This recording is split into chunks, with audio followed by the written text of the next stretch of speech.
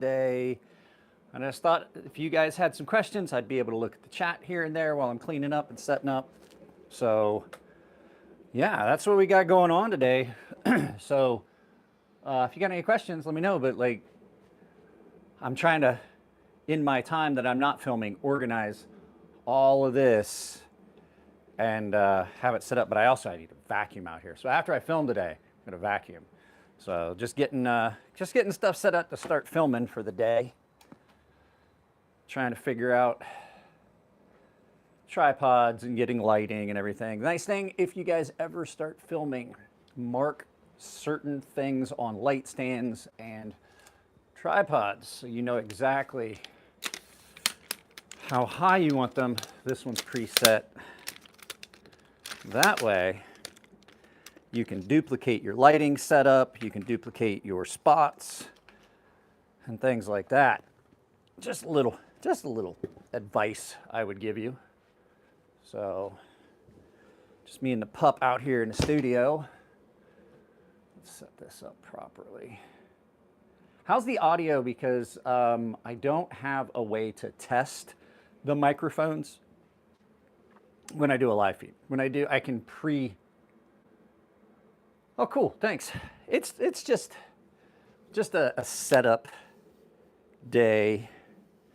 So as you see, my light stands, I've marked height levels on my light stands so I can duplicate my lighting every time. Unfortunately, audio's good? Okay. So I'm moving around, you're not getting any weirdness. There it is.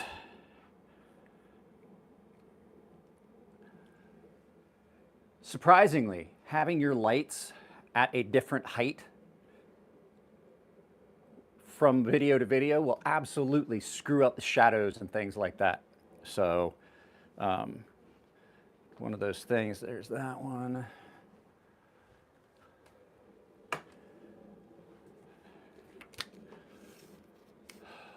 So like I said, I got some time. If you guys got questions, I can walk back and forth and see the chat.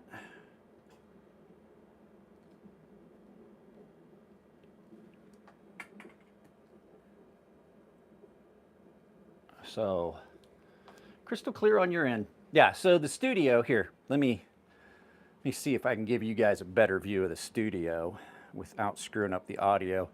I'll just turn this camera around.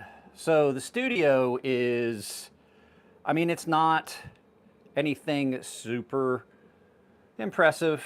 It's being cleaned up because it has doubled as family room for a couple days that I got to spend some time with my daughter. But it's basically just, that's what you see. That's all knives and stuff. And I'm starting to set things up so that it's a little more organized. This is all full of fixed blades.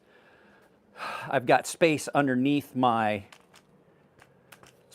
workbench now.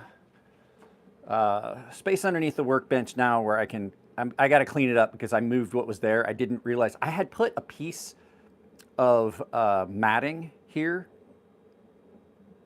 and I didn't realize how much stuff got under it. And so there was stuff behind it and stuff like that. And I've got some water bottles that fell off the back. But I got to clean all that up, so I got to vacuum that stuff all up. But yeah, right now, simply working on, I think I have to replace this tripod. I really think that because it sinks. So the tripod you guys are attached to is kind of similar to this one, but it's a much better one. But this tripod has a gear system. This one just has a little knob that you tighten down with a rubber foot on it, but it slides. So I've got everything marked, but I think that this tripod is just about shot. But it is the tripod that has lasted me the best and the longest of any of the tripods I've ever purchased. Which, if you're a content creator, you will go through tripods, you will go through light stands. They basically are a consumable item. So let's roll the gaming chair out of the way.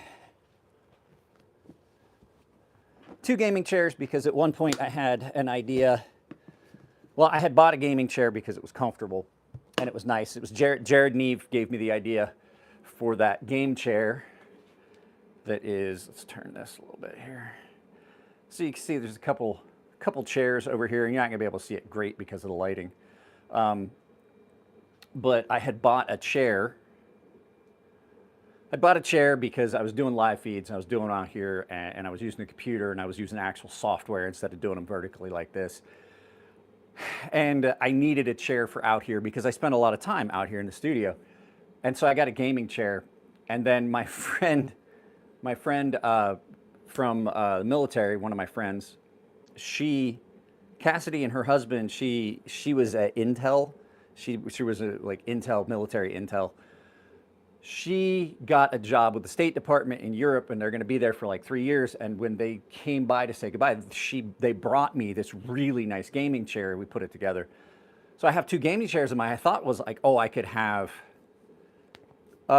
St. Mirren Vlogs gets a shout out. I don't know what I don't understand the shout outs really. It doesn't, like, everybody can see your comments. But at any rate, so I had the idea that we could start doing live feeds like side by side, but what it turned into is me and my kid used the gaming chairs and slide back and recline back and watch movies out here in the studio because we don't have a TV in the house. This is the TV that we use if we're going to be doing any like entertainment stuff. It's all, So I know it's dark. I can turn these lights on. Tell me let's see if this helps. Not much, because you guys are facing the lighting. I'm in California. It's a nice day today in California. So got the studio all opened up. So until I actually film, I'll leave the door open to let some air in, and it gets kind of funky smelling in here, especially having the dog out here for like a day of filming. He has a funk about him. Yeah, see, I had some water bottles in the back. I was trying something using, somebody told me, so check this out. There's water bottles down here. I gotta tell you this. So I had somebody tell me that, like, if your lighting is weird, put some water bottles in an area of shadows and see if it reflects the light out. And it doesn't. It absolutely does. Yeah, the 50 BMG. I have all kinds of weird stuff. All the stuff that's on the back of the, let me see. Can I move you guys over here without losing the audio? If you like screw up the power cables at all on this while you're filming, or like the microphone, it disconnects the microphone from the device. So yeah. All that stuff that you guys see on the back of my filming station, all this stuff is stuff that has come from you guys. And it's here because I definitely appreciate everything that my subscribers have done. I haven't gotten anything really new for a while, but there's all kinds of weird knick-knacky stuff. The broccoli skull that everybody comments on absolutely was one of the first gifts I ever got to the channel was Mr. Broccoli Skull. Somebody sent me a rubber chicken, all kinds of stuff. Hey, Kurt, what's going on? Late night knife guy was a thing I was doing when I was working nights, night shift knife guy. And then I got laid off. I don't know if you guys heard the story. I got laid off because I had a knife at work. I didn't get a warning. Now, it's not the company's fault. I don't know if you guys heard that, but I had a knife at work, and I had filmed some shorts. And we're on the fence about what did it. Was it that I had a knife at work and I was using it and things like that? Or was it because I filmed a short and somebody complained? But at any rate, working security, I got laid off because the site was like, well, no weapons. And I was like, well, first of all, it's a knife, and knives aren't weapons. So thank you very much, Kurt, for the super chat. You guys are welcome to donate super chats, but all I ask that if you're here, there's 16 of you here, just drop a like. That's what I really want. I want likes, shares, subscribe. But yeah, if you like, I appreciate the super chat. I try not to get too bent around the axle. But at any rate, so there's water bottles. I put water bottles in the back because somebody told me that they'll reflect the light. Well, they didn't, and then they kept falling down, so they're back in here. I got to clean all this up. I just haven't had time. From Scotland. Nice. I was There's a guy that just on the back street behind here just screams through here on his motorcycle. So tell me if the audio has changed at all. You guys can look at the background imagery I've got up there. I'm gonna go get another cup of coffee. Hang on just a second. Let me know if the audio quality changes. I don't know why I'm raising my voice. I'm wearing the microphone. If it works at this distance, the volume's not gonna change. But yeah, just setting up the studio a little bit, getting ready for filming. It can be an ordeal, and I thought I couldn't find anything I really wanted to watch while I was doing it. So I was like, oh, let's just do this because I'll just set up the studio at my own pace and everything. That is the nice thing about being a content creator. I can do everything at my own pace. Pace, my own pace. So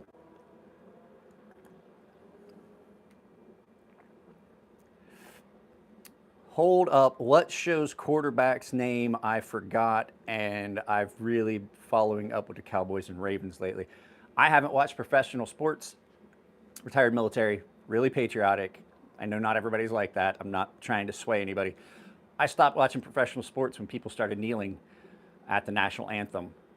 And I was like, okay, I'm done until that bullshit stops when they're kneeling at the national anthem and disrespecting the flag that I saw my fellow military members come home wrapped in. I'm just not going to watch professional sports. Like, that's your own choice. I just haven't watched. Like, I still do like to watch football, but I just don't watch professional sports anymore. What is this? I look strong, kind and strong simultaneously. It's kind of what my daughter said. No, we're not doing knife stuff. I'm just setting up the studio. I just brought you guys along with me. You can ask questions and stuff if you want, and I'll try and answer. But I'm setting up my studio for filming for the day. I'm getting my lights all set up and in position and just getting everything set, making sure my lights are still at the proper levels, knowing what levels those are. That needs charged. Holy crap, how did I let that happen? Yeah, I'm just basically setting everything up. I let things kind of get away from me over the weekend, and then I didn't film yesterday. I let things get away from me, and the studio is wrecked because when it's not actively filming, when I'm not actively filming, this gets used as like a family room.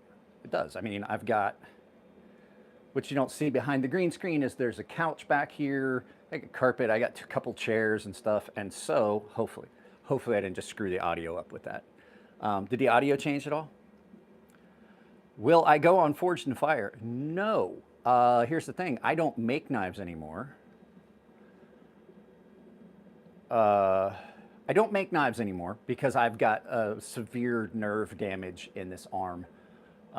And so I can't make knives. And I never forged. I only ever did stock removal.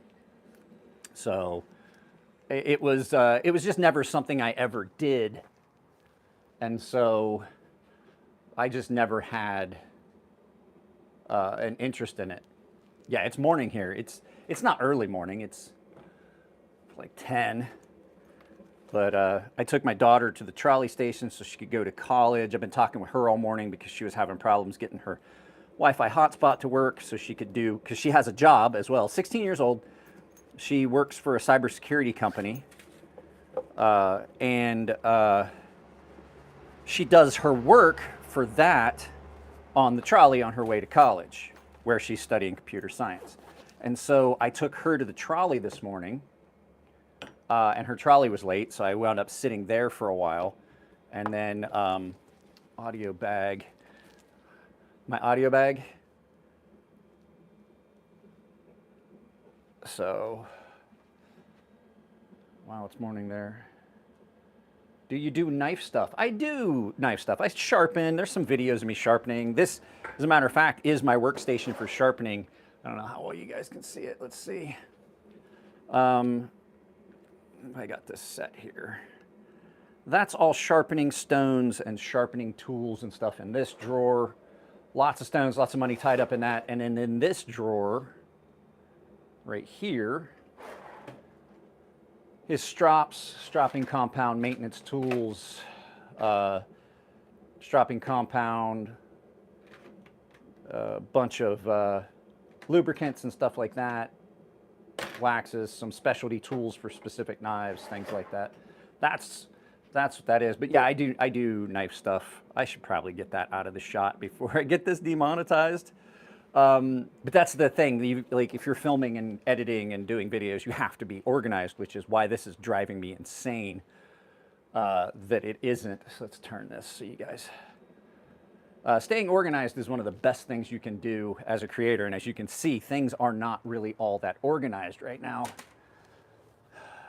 But I'm working on trying to get it all more organized. I'm working on trying to get it all more organized and set up so that it's easier for me to just come out here and do a couple things and start filming. And that's one of the best things you can do for yourself, is to have everything organized in a fashion where it's just like it's plug and play. Like this stuff I'm setting up is all basically just plug and play. But the problem is I've got this couple of these lights, the switches are trying to go bad in them. So that's pretty much, this part of it is pretty much set up for the green screen stuff. The actual filming station stuff is all set up. And then all I do is I was in the Navy. I basically just get all this stuff set up, keep it organized so it's easy. But then when we come out here and we goof off and we're just watching movies or playing video games and stuff like that, that's when the mess occurs. And there is a big mess out here. And like I said, I moved some stuff around, readjusted some things, and I found a large, like underneath this, I have to move this roll top table and I have to organize it. So I've organized part of everything, but then there's this, and underneath this, it is a mess because the garage door stays open a lot, and then this is just a hot mess of stuff that just gets thrown in, and it's just a mess. It's just a hot mess of things that get thrown in and never get organized, and I just need to take some time and do what I've done here, and I've started over here.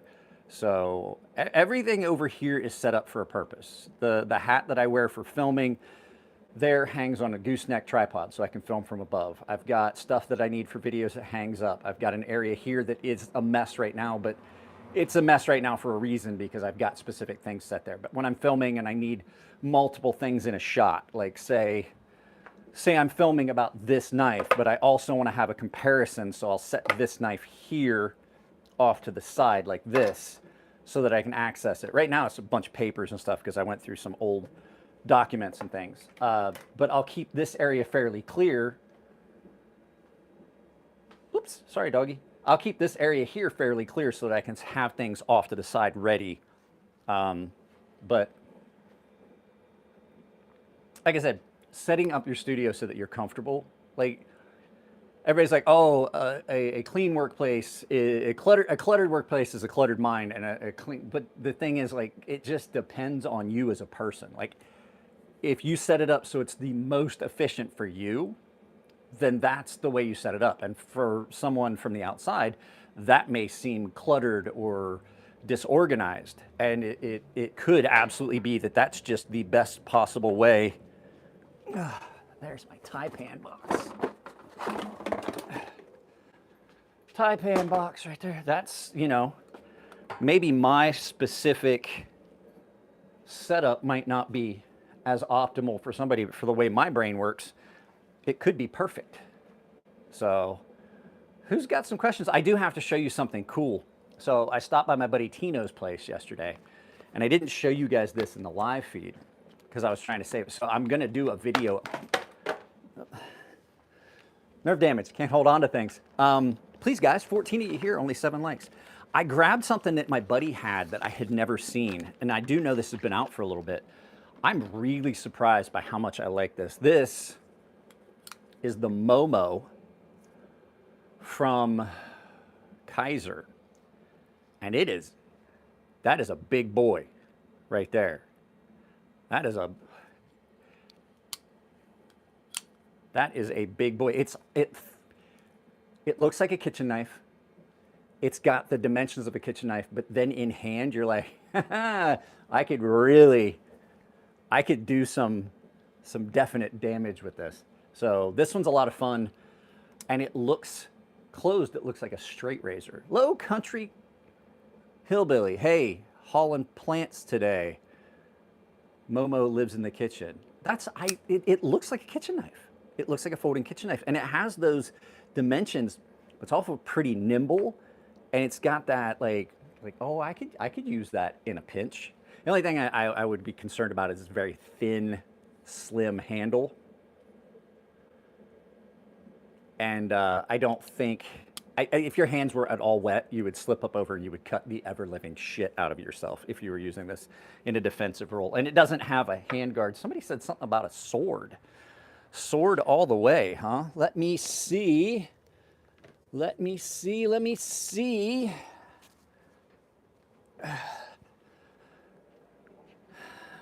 One of these? Like an actual...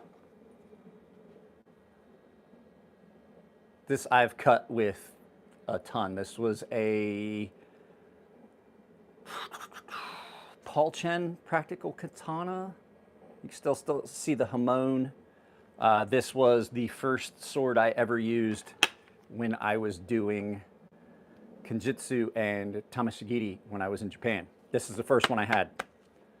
So this one is just an old, it's a practical katana. It's not anything really special, but this thing is great, and it's still a really good cutter. But then I had two swords made for training, and then my father-in-law got me like an actual feudal Japan katana and had it redone and everything, and put it's in the house, and it was a wedding gift when I married that was his gift to me as a wedding gift when I married his daughter. Was an actual battle carried fucking old feudal Japan sword, because he knew that I took Japanese swordsmanship, and it was a gift. It's amazing, and I'm not going to go get it. It only comes out of its sword bag and storage area when it's time to clean it. So like 4 times a year, because it's pretty dry here in San Diego. But with that being said,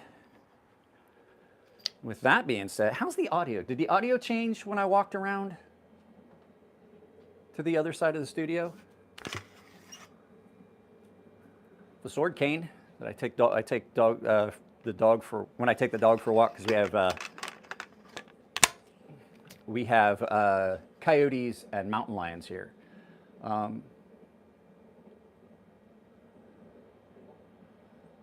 If you want to sell it one day, I would never sell it. It was a gift from my father-in-law. It's absolutely a treasured thing. Like, I would be broke living under an overpass with that in my, with that sword in my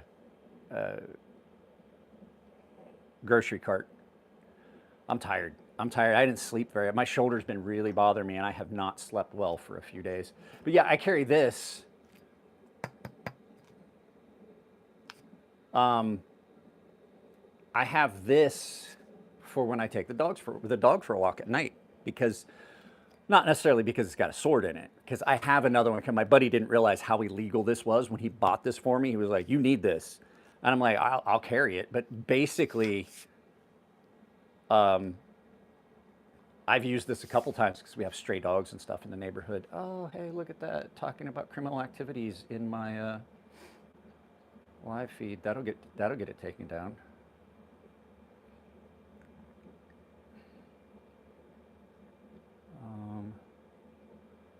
There we go. You guys, if you have a YouTube channel, you got to be careful. Let's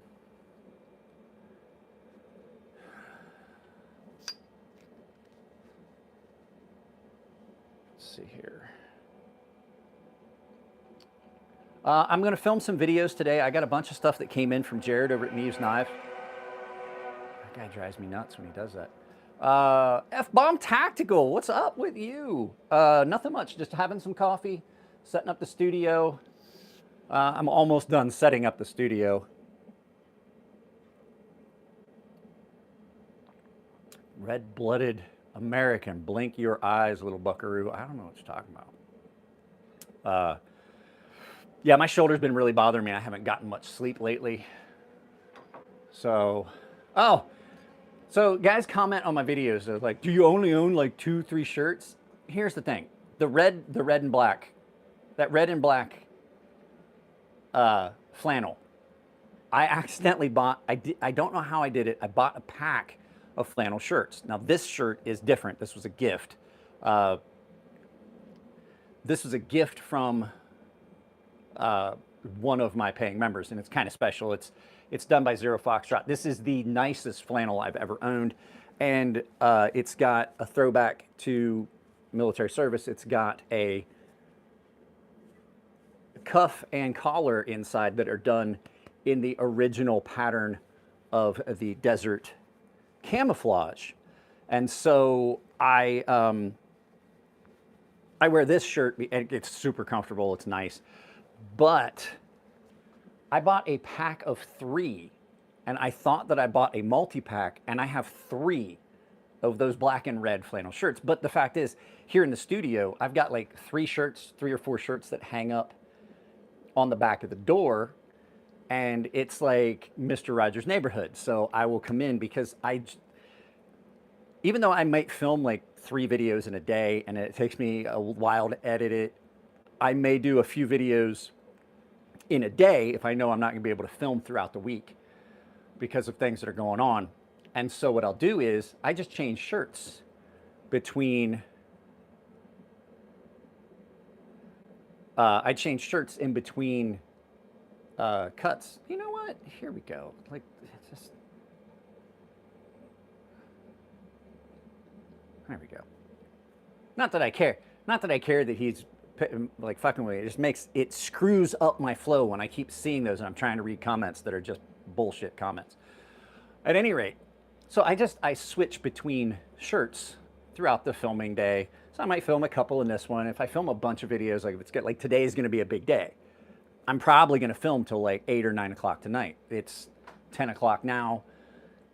I've got some stuff that I've already filmed, and I was doing some B-roll and stuff like that that I don't even know if it's going to get used. But what I'll do is, for the videos, I'll just change shirts between videos so it doesn't look, you know, I know that some guys will have, like Tyler Tube.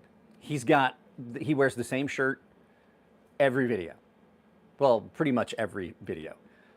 I could do that, it wouldn't bother me, but like, I think it just makes it feel, like, oh, he's doing all of this at the same time. And so I just, not to ruin the illusion for you guys, I probably will film, I'll probably film now that I've got, so scripting isn't really scripting, it's just like a PowerPoint kind of like a notes, like bullet points. That's all done. So that means that research is all done, so the notes on that are all done like blade weight, or at least saved to my other device so that I can scroll into it and read that and read through it. And then I'll probably film the body of several videos today. And then if I find stuff that I missed, I'll just refilm segments and things like that. It's not just like everybody was like, oh, you do one cut, like you just turn the camera on and you turn it off and you upload it to YouTube. It's nowhere near that easy, especially when you start adding green screen elements and background and light balancing. And if you're using microphones and multiple devices to shoot from several angles, I finally got that all figured out, how to sync videos. It's never the filming that takes so much time. For some people it is. And for some videos it is. The editing is always what takes the most time. So, I mean, even something simple, like if you've seen some of my shorts that are set with music and there's multiple cuts, those take a while to do the transitions and cut between scenes and clip it all together and then change the aspect ratio back to what it needs to be to upload it from my phone, send it to my phone, check and verify that it worked, then upload it. A short that might only be 45 seconds long may take an hour or two to actually do. If you're doing that, if you're not just like the one I did this morning, which was the pocket drop, that's nothing. But speaking of pocket drops, this needs to be in everyone's pocket. This is a knife that I think everyone should try. This is the mini Nightshade from Vosteed. Absolutely an incredible knife. I'm just bullshitting with you now because, well, I don't want to start filming yet. And we've only been doing this for 30 minutes. But this is an incredible knife. You can get it on Blade HQ with the link that's in the description of my videos. On my Blade HQ link, you can use that link and it supports the channel, it doesn't cost you anything. But this is $55, I want to say, for this specific configuration with the gray G10. 14C28N blade. It's done in a crossbar lock. This is probably one of the best actual like Omega Spring style, like Benchmade style crossbar locks you're ever going to find. Probably one of the best ones ever for this style with the double springs. If you want the best, ooh, I almost dropped my transmitter. If you want the best crossbar lock you can buy, this is the best crossbar lock on the market. And don't give me this shit like, oh, yeah, but did you see that Cutting Board Knife Reviews did? Yeah, he's an idiot the way he did that. I did a light spine whack test, which is the way you're supposed to do a spine whack test. And I didn't put my hand in front of the travel of the blade like he did. This is one of the best knives. And on top of that, like spine whack tests, I'm gonna tell you right now, if I see people doing that hard spine whack test, I immediately like, oh, I'm not gonna put any, like if they're doing knife reviews and I see them doing that, I'm like, oh, I put zero stock in anything you're gonna say from that point. I'm like, I'm not even gonna pay, like I probably will not watch any of your videos. Because if you're smacking a knife that hard, that means you weren't taught how to use a knife properly. Because never in my life have I opened a knife and been like, well, I need to drive a nail. No. Everybody's like, well, in a pinch. In a pinch, and I'm somewhere out in the woods and I need to drive a nail, find a fucking rock.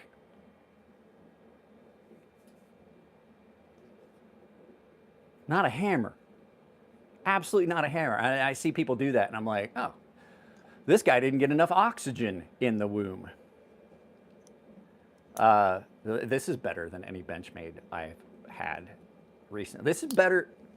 Oh, I wanted to address something. Somebody went in a comment section on the live feed I did yesterday, and I'm not going to fault them for what they said, but the fact is, when I do these videos and I say something and then people jump in, well, that's not stuff. It's like, I did not say. So my buddy has a couple Benchmades that he really loves. They were something he wanted and they reminded him of childhood. So he did, and I can't fault him for that. As much as we both agree that, my buddy Tino, as much as we both agree that Benchmade is just went completely insane on their pricing structure, and he won't ever buy another Benchmade. The ones he has, he loves because, not because they're great knives, but because of some connection he has with that knife, right? And so he bought carbon fiber pocket clips for the Benchmades that I used in yesterday's live feed. And there's a guy that keeps, yeah, but those aren't stock pocket clips. And I was like, I never said they were. I just said it was a carbon fiber pocket clip. Well, you didn't just, why do I need to? You're here. And people are like, well, you don't know what you're talking about. That's not a stock pocket clip, so you don't know what you're talking about. I was like, I never said it was a stock pocket clip, one. Two, I've been in the knife industry since 2014, when I first started making knives. Design knives, release knives for companies. I've got another knife release that's coming out, hundreds of custom knives that I've made. And I've reviewed and done videos on several thousand knives at this point. Because if you look on his channel, it's well over 3,000 videos and they're all about knives. I think I know some of the things that I'm talking about. You know what I mean? Especially doing my own custom knives from scratch. Making the handles, doing the heat treat, all of those things. And I kind of know what I'm talking about. And if I don't know before I do a video, guess what I do? I go and I refer to a professional in that field. If I'm talking about machining knives on a CNC, I'm going to ask Alex Steingraber or John Grimsmo at Grimsmo Knives. Alex Steingraber, Steingraber Performance Knives, or John Grimsmo, extremely talented machinists that are making knives, right? If I want to know about metallurgy before he passed away, I would get a hold of Cliff Stamp, and Cliff and I would talk about it. Like I would go to Cliff Stamp and I would get all the information because Cliff Stamp was a metallurgist. And then if I have a question about like heat treat and grinding and how production knives are made versus custom knives, I will talk to Jim Skelton or Aaron Frederick or Anthony Marfione or TJ, Tony Marfione Jr. over at Heretic Knives, or if I can get a hold of him, I haven't talked to him in a long time, or any of the other knife makers that I've made friends with that either do mid-tech style or full production or still make custom knives like Tom Mayo. Very, very great dude. If you've never met Tom Mayo, he's amazing. As a matter of fact, I have a story about Tom Mayo. So Tom Mayo and I have made friends because Tom comes to the show here in California, California Custom Knife Show. He comes all the way from Hawaii. I think he's in Honolulu area. I don't remember. So I made friends with Tom. I hang out with Tom on one of his shows. One of my favorite people to see at a show. And so Tom came up to me at the knife show the one time here a couple years ago, and he was like, "Hey, did I give you a coin?" And I was like, "You have your own coins?" He goes, "No, I just bought a bunch of these crappy Hawaii coins and just been giving out to people I like." I had knives that were given to me at that show that were worth several $100s, that were like gifted to the channel. And then they went to other channels. Their thing was just send them out to other channels, and when you get them back, they're yours to keep. I was like, okay, fine. I don't even need a free knife. I'm always that guy that's like, hey, I don't need the free knife for that. But Tom Mayo gave me this. I had knives that were given to me that were anywhere between $200 and $500 at the knife show. I came back and I couldn't find this. And out of all the things that I was given at that show, this was the only thing that fucking mattered. And I found it. It had fallen out of my backpack when I was unpacking coming back from the show, and it was laying behind my car when I got ready to take my daughter to school that one day.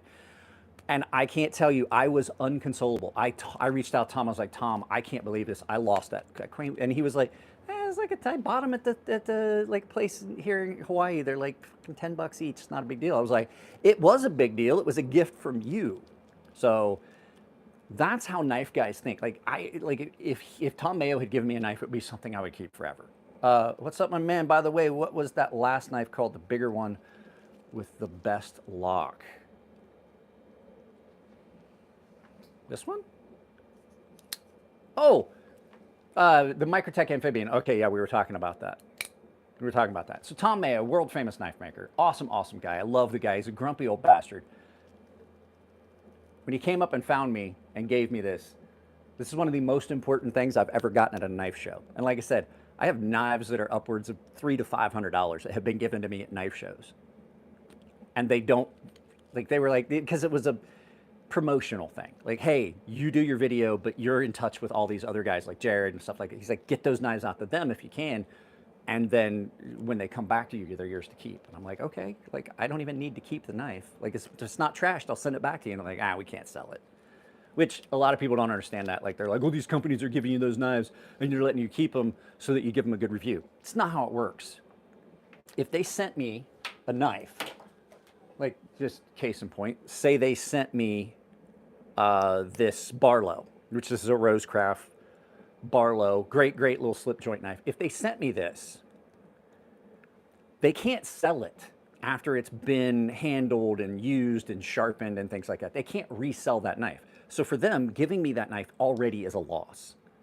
But they get free publicity because the video shows up. Now, I tell everybody that gives me knives, I'm like, look, just because you gave me a knife doesn't get you a good review. Like if I find problems with the knife, you're gonna see it in the video and everybody's fine with that. Everybody's fine with that. with the exception of a couple companies, and those are companies I won't ever work with, and those are companies that reach out to you and are like, we want to pay you for this, but here's the script, and you're like, yeah, that's not going to happen, which does happen. It does happen. So I don't take payment for reviews. It's just, that's why the channel is all self-sponsored with like Coffee Brand Coffee and Tempered Trail. Those are 10% off if you use my link, and then all the affiliate links below, the Amazon store and stuff. That's how I keep the channel running. It'd be better if I hadn't gotten laid off, but and then every once in a while you have guys that pop in and drop like forget who it was who dropped the $5. I can't pull it up now. Somebody dropped a $5 super chat, and every once in a while people do that. And content creators absolutely love that. Everyone has his price. Unfortunately, I do not.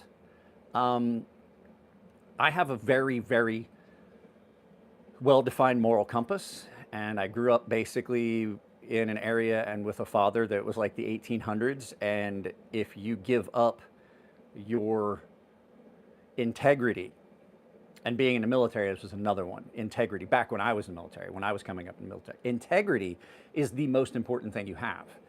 The military likes their core values, honor, courage, commitment, right? But integrity is the foundation that those are built on, because that pyramid falls apart. That honor, courage, commitment pyramid, that falls apart if you're not willing to do the right thing when no one's looking.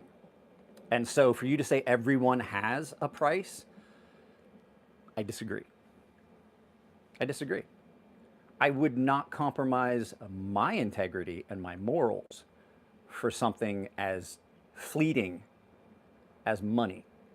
It's like lying when you have a child and your child lies to you and you lose that trust. You can't get that back. It never comes back. My daughter lied to me one time. And I told her, I was like, all this trust that we've instilled and given you, and we let you have your latitude, you lied to me. That's all gone. I can't trust you from now on.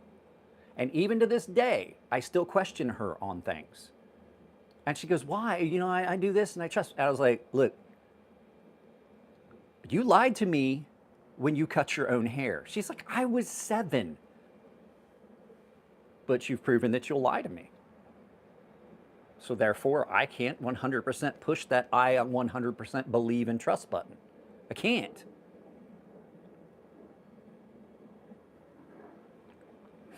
Well, I'm telling you right now, you have never seen a paid review on this channel. You've never seen me talk about a sponsored knife review on this channel. I did have a sponsorship from a coffee company for a while.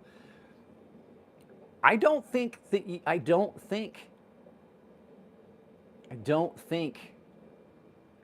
really understand how deeply ingrained that is in me. The day that I lied to my father and I saw the look on his face, that he was not angry, but he was disappointed, and he told me that he had lost the trust that we had built, is a day now that still makes me feel sick to my stomach and almost makes me want to cry, because I saw that look of disappointment on my father's face. And so I'm going to tell you right now, if people are taking money and compromising their morals, they didn't get raised properly. Just saying. So Dutch reviews, I know what you're saying. There's a handful of people I absolutely trust their integrity in the knife review sphere. Bobby DeMarco, the knife junkie. Kevin over at Lefty Knives, like, he's just going to tell you, I know that Jared over at Neves Knives, Choir Boys Cutlery, Donnie B all day. There's a handful of people that I absolutely trust that they are not going to bullshit you, even if they get a free item. It's just the way it is. Like, you've never heard me say that a knife was perfect that I got from a company, right? I bought this knife with my own money, and I'm telling you, this is the most perfect knife. This is the only perfect folding knife that I own. It's perfect. I find zero problems with it. It's not perfect when it comes to functionality and use. 9 times out of 10, that's going to be this knife. Yes, doing the right thing alone is an unteachable trait. It's not true. It is a teachable trait. It's a teachable trait. It is. This is a $300 knife. Yeah, it's a $300 knife, and it's perfect. And guess what? For $300, it's perfect, and it's more perfect. For as much as I love it, it is more perfect than this $1,200 pretty much custom-built knife. It's more perfect than this. So, like, if you're talking about a price thing, it is a $300 knife. I tried. I'm friends with Tony Marfione. I tried to get a discount, and Tony was like, I can't.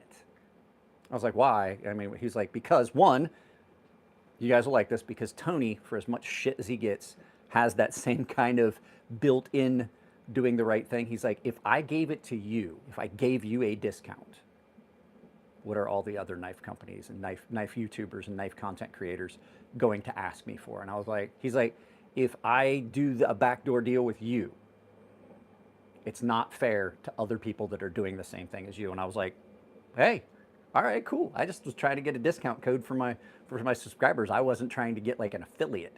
So for as much as everybody may shit on Anthony Marfione, he is a pretty stand-up dude most of the time. But I disagree that it's a teachable trait. It's a teachable trait. Tap the like button, guys. Yeah, I don't know how many people are actually watching this because I can't see it. I don't have my reading glasses on. I'm standing far enough. What's that fixed blade? This fixed blade is a Lon Humphrey custom Tucson. It is a great little, I'm gonna say this is a great trail knife. This is a knife that when, I gotta put this down. When I grew up on a farm, this would have been a knife that would have been perfect. It is just about a perfect knife for this size for an everyday carry fixed blade. If you want a belt carry, it comes with a really nice leather sheath. I'm currently wearing the sheath, but this is a knife that I carry pretty much daily because it just serves so many purposes. And as much as I love my folding knives, nothing's ever going to be as comfortable or functional as a fixed blade. And as far as a trail knife, it's got a 90-degree angle, so if you got a fire stick, you put it in your, it's just great. I'm learning recently how good a guy Marfione is. I had heard stories from other people about him a bit. I chatted for a while at the SHOT Show this year. He's really, Anthony's one of those guys that's super high energy. And he can be a bit over the top for a lot of people. And I'm only going to do this for an hour. So we've been at 48 minutes. I may as well. There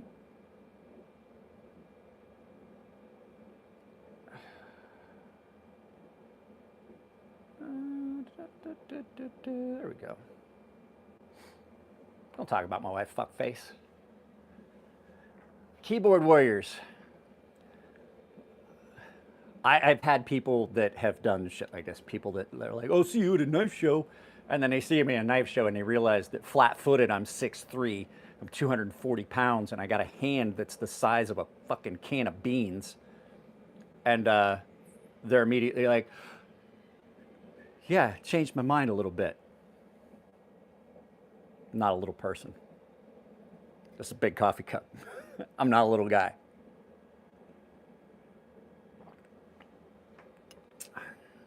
Cuck, yeah.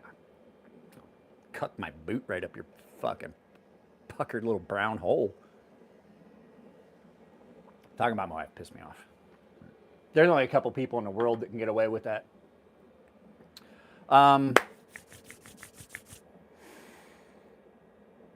guys got questions? I'll show you one of the coolest, and I didn't think this was going to work. I purchased a bunch of used milk crates, right? I have a bunch of used milk crates. That they were gonna like get rid of, or the company, I can't remember, the company went out of business or something. So I realized that these shelves are the exact height for me to use those like drawers. And so a lot of this stuff is going to get organized. That's all fixed blade knives. So this is all fixed blades, and sheaths. So I realized that this is heavy duty enough that it's not going to tip as long as I don't pull it all the way out. And I need to organize them a little bit better, but I can just have all of my fixed blades and, you know, my designs and everything all in here, and they're not just laying around. And then down here, I've got my knife rolls.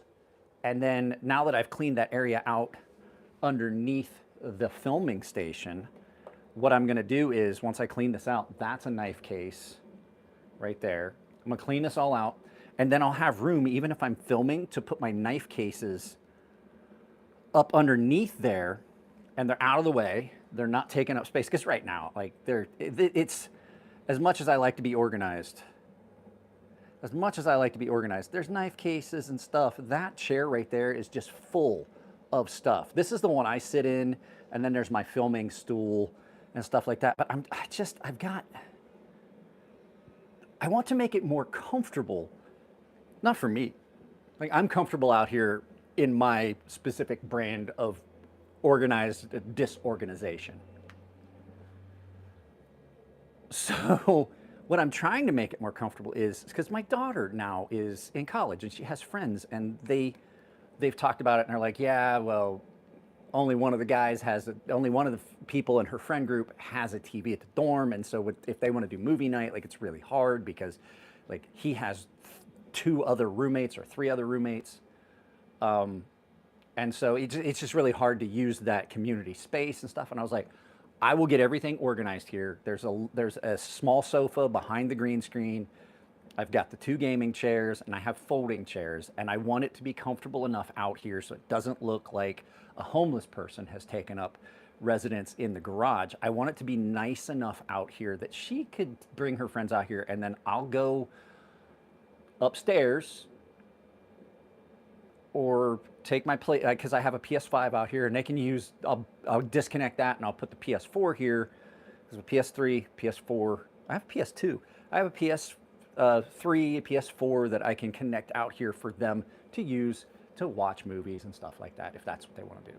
So I want her to be comfortable being able to do that, and it's a mess right now. There's no way, there's just no way. So, and I need to organize stuff better for me personally. I just let the mess get away. Full Tang, by the way, I'm not a fan of hidden Tang knives. Okay, I have a knife. We were talking about this in a video, and somebody was like, oh, that's a rat tail Tang, this and that. So this has a hidden Tang. This is a cold steel, this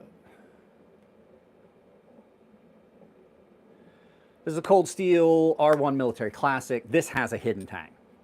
Now, Scab put this through its paces over at Choir Boys Cutlery, so I know that it'll chop and I'll do all those things, and it's not coming loose.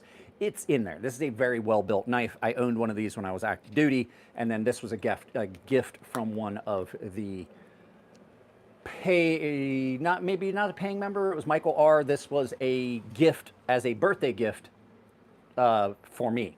Now, this is the knife in question. This is the cold steel Taipan. And I still, regardless of what other people have said, I still say this is the best fighting knife you're going to get, right? This is a full Tang. And I was like, I don't understand how they have managed the whole full Tang thing, right? So I find out later that this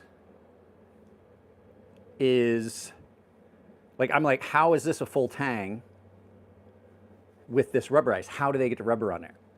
So what they do is the Tang comes through, this is put on, the bolster is put on, they're pinned in place on the Tang. Like, they slide this up, the Tang up to the point where it marries up, and then this is welded on. So it is still a full Tang. It's a welded on Tang, basically. And it is then injection molded over the handle. So this is full Tang. This is not screwed on. This is the same piece of metal that goes all the way down the blade. It is welded on, but everybody's like, well, that's where it'll break. I don't know if you've ever welded. Weld joints, if done properly, are stronger than the surrounding metal. It will break on either side of that.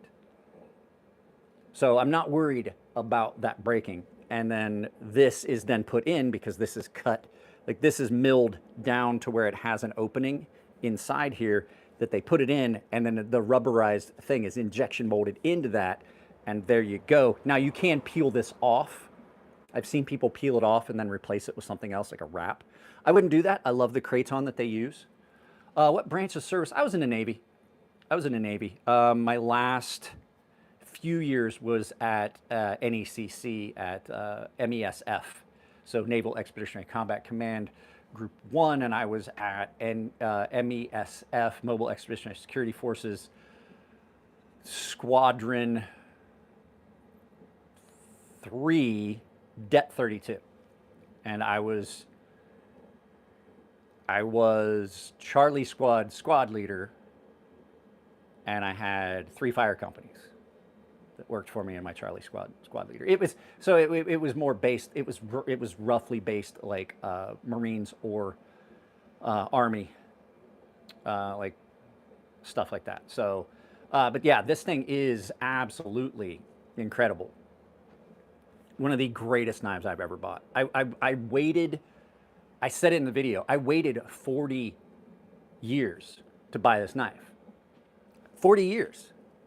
These knives, I started seeing these and wanted one of these when I saw these in the 80s in magazines and things like that. Cold steel taipan.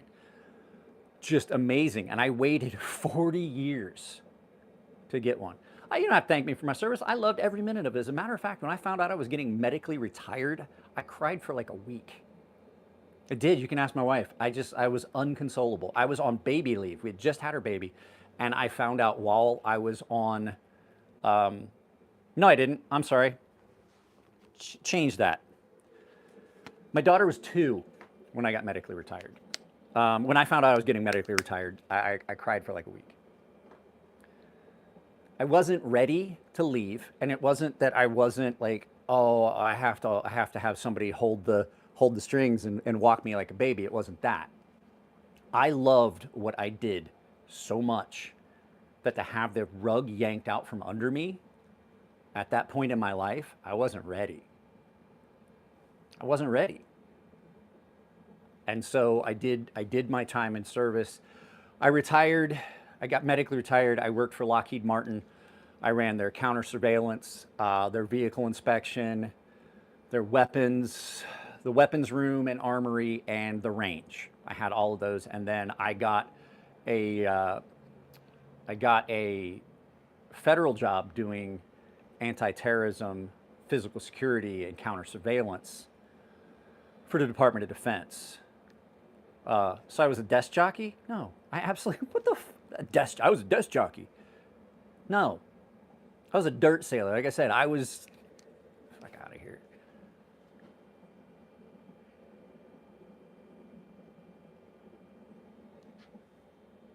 Fuck you. I'm not Tim Walls. I did my time in the dirt. Oh, I'm sorry. Did I say that shit out loud? My bad. Back to that knife. Yeah, so that's a great knife. Cold Steel makes a bunch of really good combat and knives and things like that. As a matter of fact, the first Cold Steel I ever got was, first Cold Steel I ever owned was a Cold Steel SRK that was issued to me the first time I went. Well, I think it was the first time I'm pretty sure it was the first time I went. I'm trying to find it. It's in here somewhere. Cold Steel SRK. There it is. Cold Steel SRK. It's in that drawer. It's in the drawer full of fixed blade knives. Cold Steel SRK issue item. This one is this is old school. This is Cold Steel, carbon V steel made in the USA steel in Ventura, California. I mean, they were always in Ventura, California. I don't know if they made them there, but this was an issue item. And then I would have to say one of the coolest knives that Cold Steel makes is this one. You can't buy that. No, buy it yourself. It's available, Blade HQ. Take my link down below for Blade HQ. Go to Blade HQ and search Cold Steel Taipan, Taipan. space PAN, and it will come up, and there's two available. There's two types available.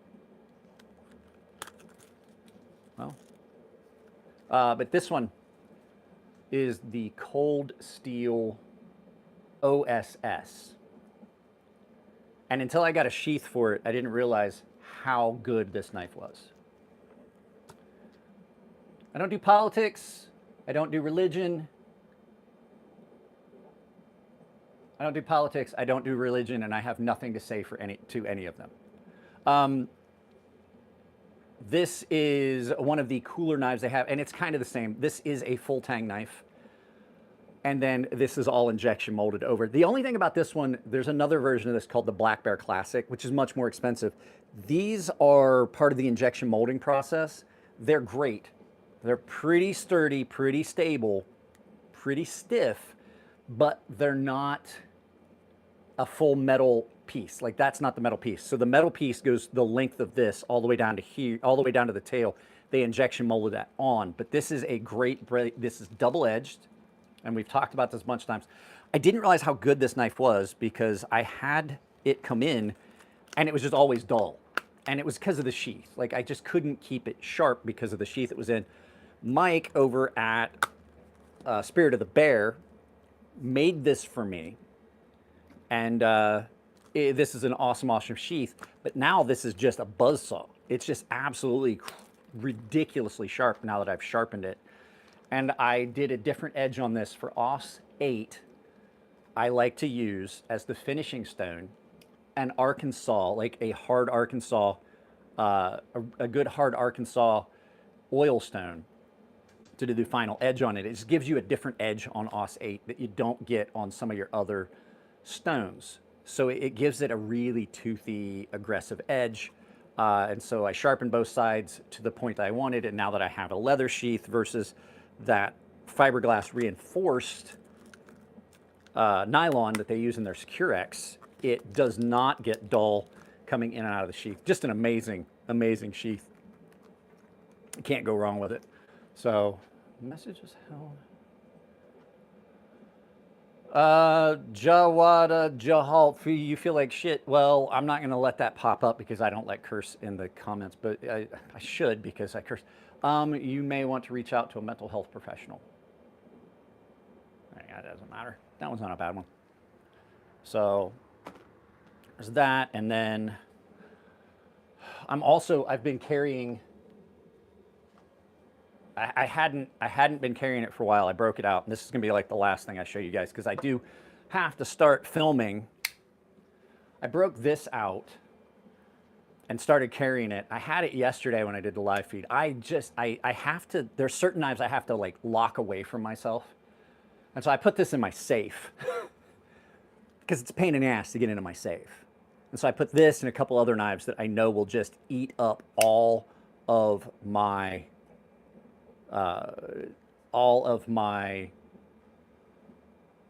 pocket time.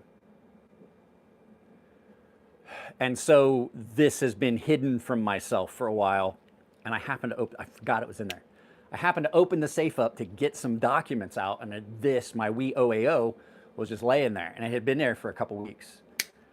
This is the Wee Knives OAO designed by Tashi Barucha. Tashi sent this to me from France.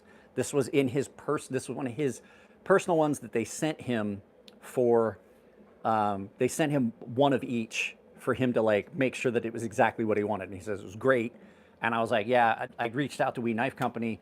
Can you reach out to him and have him send me one? And he goes, I'll make sure you get one. And a week later, I get a package in the mail from France. Tashi sent this to me all the way from France. Tashi Barucha is an amazing guy. Amazing guy, and his knife designs are just incredible. This is a full integral. That's one piece of titanium. And then these are scales that are then dovetailed on it. This is one of the most incredible knives I've ever. I don't like integrals. And I'm gonna tell you, this is one of the best knives I've ever had. These pieces are only held in with one screw. They're dovetailed in. Let me turn this around. I'll show you exactly what I'm talking about. They're dovetailed in to the titanium. You see? Actually, that's worse. That's worse. The lighting on that is worse. So they're dovetailed in, held in with that screw, dovetailed all the way around. Pocket clip is reversible. It's incredible. This is the lightest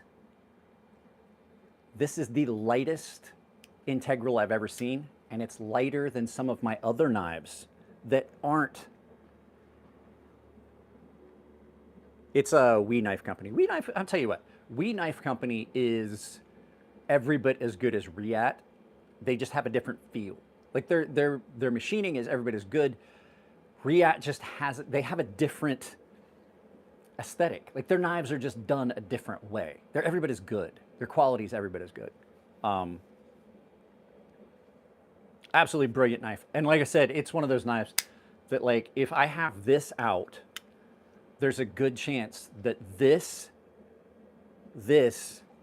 and my military 2 from Spyderco will take up all of my pocket time, which means knives aren't properly getting reviewed. And the other problem with reviewing knives is, with my shoulder and nerve damage, the problems I'm having, I can't do a lot of the cut tests that I want to do. And so I'm doing a lot of first impression stuff right now and just talking about like overview of knives. And that's 100% because right now, this arm is all jacked up. I finally got a doctor's appointment.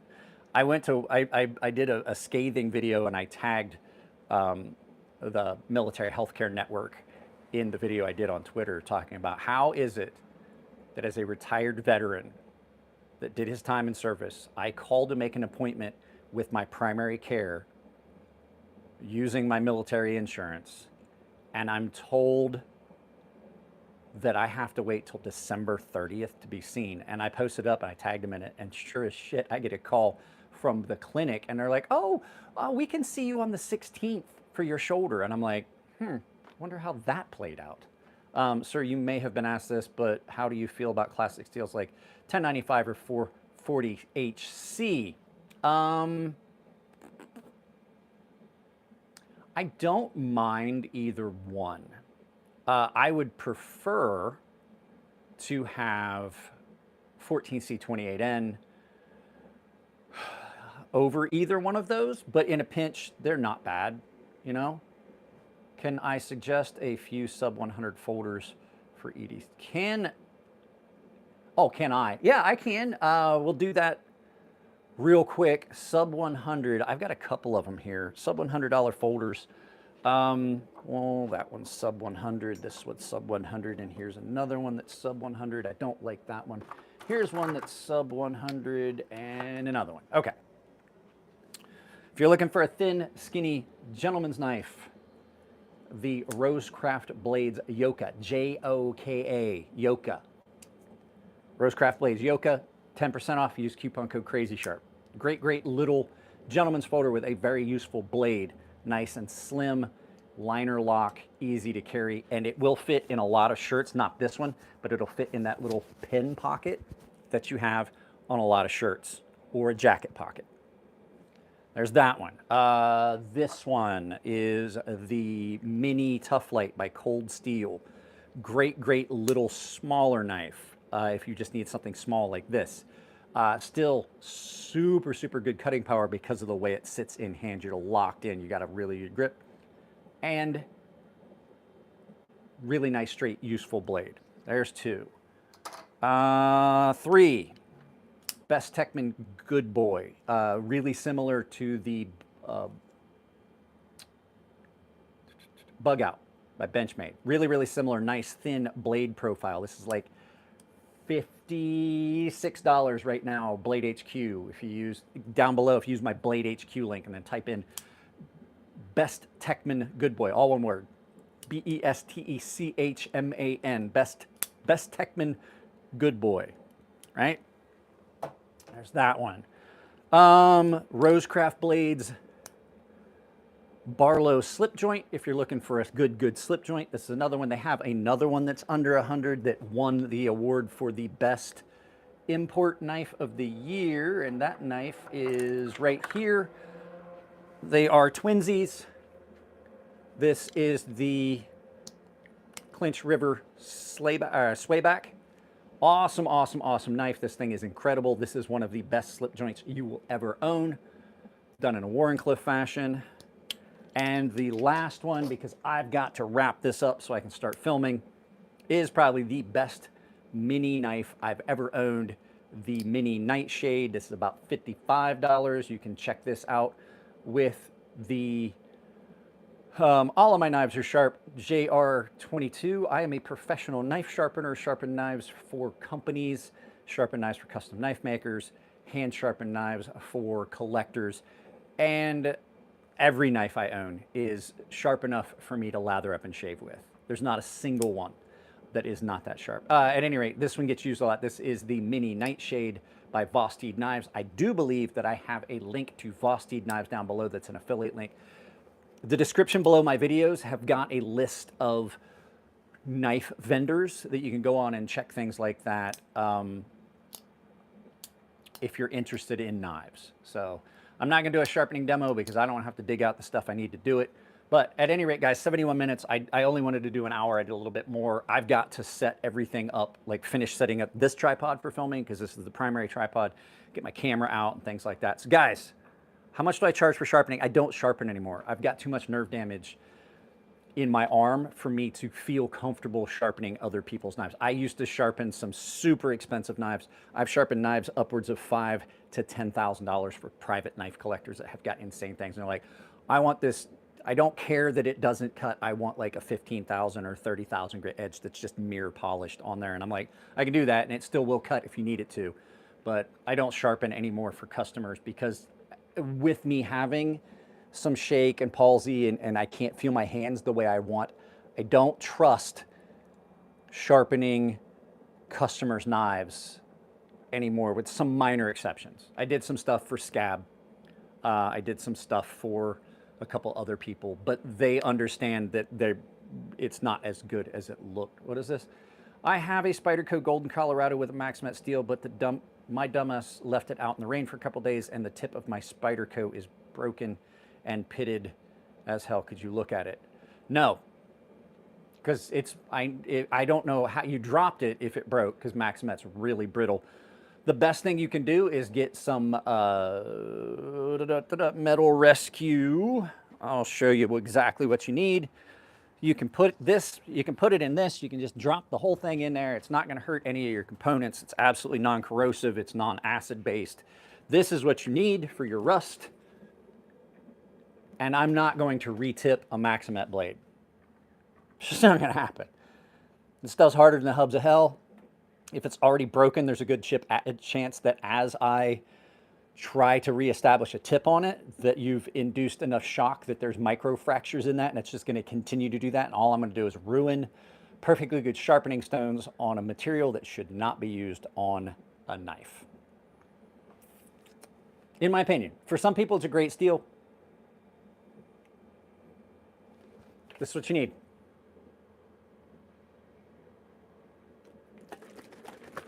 You sell it on Amazon in a gallon jug. It's not that expensive. I think it's $15, $16 a gallon, something like that. Put your knife in a small container, fill it up. Bob's your uncle. It should remove the majority of the rust. If there's pitting, nothing I can do about it. But I refuse to try and reestablish a tip on a Maximet blade, especially knowing that it is very, very brittle. It's hard. It'll hold an edge forever, but the fact is it's really, really brittle. And if you have cracked it, like a lot of things, you probably have some microfractures in that structure, and as I do it, it's going to continue to just slough off until I get into good steel, and it's going to destroy my expensive, expensive sharpening stones. I get some stones in there, it costs several $100s. So I'm not doing that. I'm sorry. There's a limit to what I will do. So, guys, I gotta get off of here. I have to start filming, or I'm not gonna get anything done for the channel today. And I really do want to be able to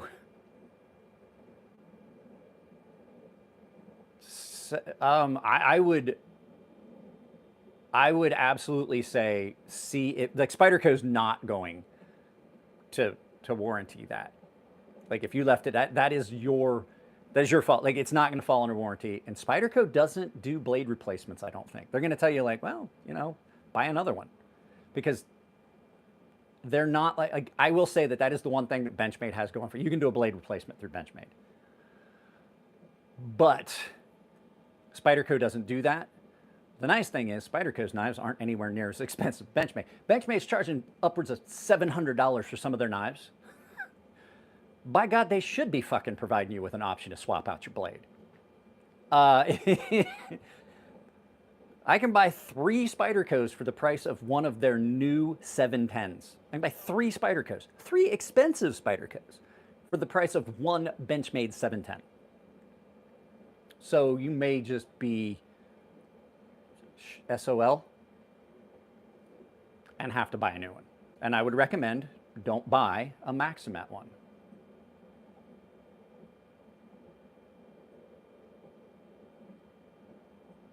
I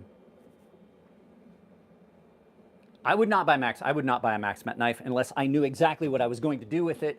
I've seen numerous people that have like tried to cut a zip tie and just broke a chunk out of their blade because they twisted it. It's similar to, I'm going to explain exactly what it is, and I've said this for a long time.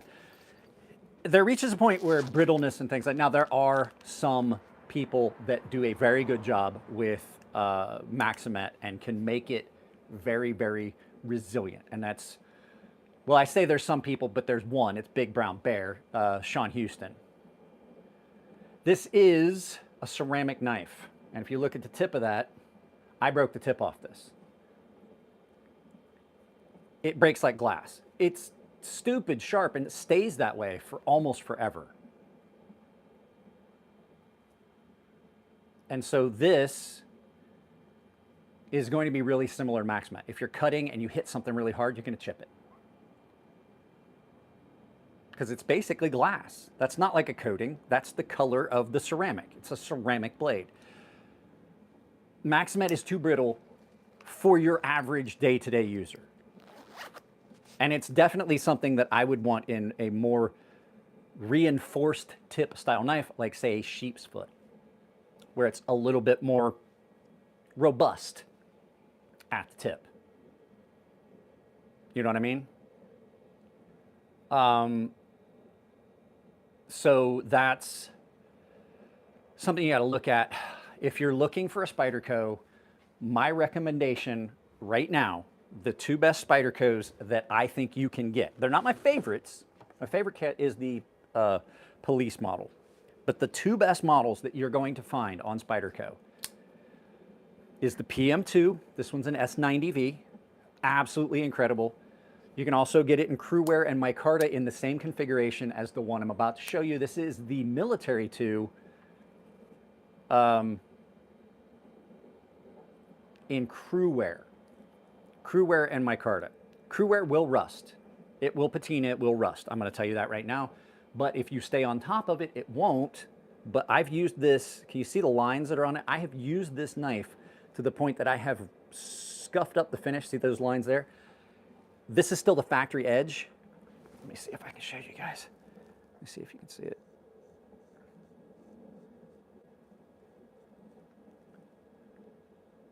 That is still shaving sharp factory edge on this knife that gets carried and used pretty much daily.